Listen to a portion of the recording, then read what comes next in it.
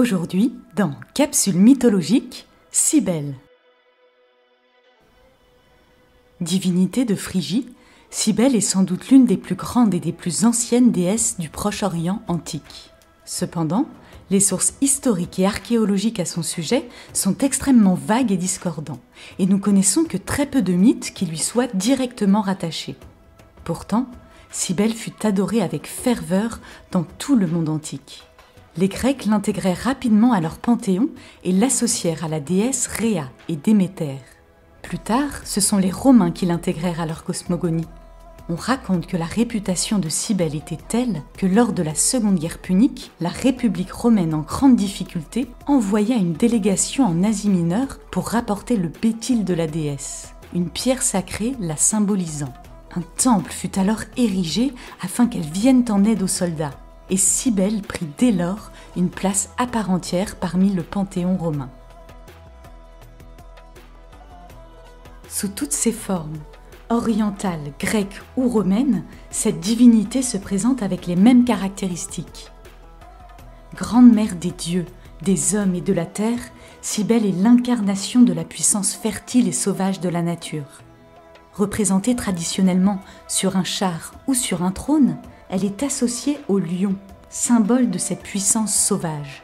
La tête parfois couronnée de tours, elle peut tenir dans ses mains des végétaux, incarnation de l'abondance terrestre. On peut aussi la retrouver en possession d'un tambour ou d'un fial, deux objets liés à son culte.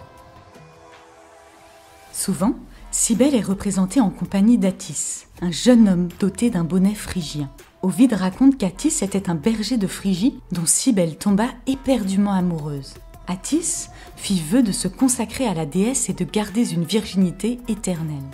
Mais ce dernier viola ses vœux en s'unissant à une nymphe. Alors Cybèle, pour le punir, lui fit perdre la raison et le jeune homme se mutila le sexe avant de se tuer. Ce mythe expliquerait, selon l'auteur, pourquoi les prêtres de Cybèle devaient, au moment de prononcer leurs vœux, se sectionner le membre viril.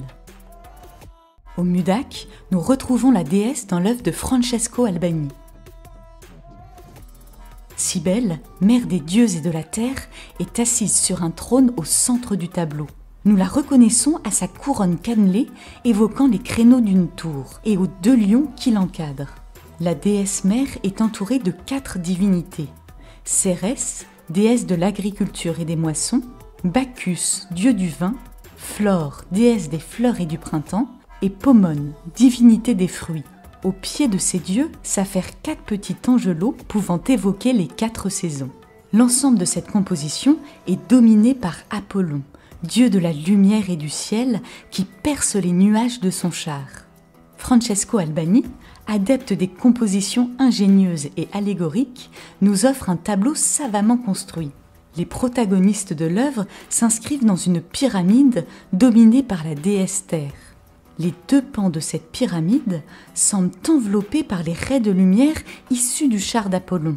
Ainsi, terre et ciel sont liés, divinité terrestre et dieu solaire collaborent. Par cette composition, l'artiste évoque les bienfaits du soleil sur la terre.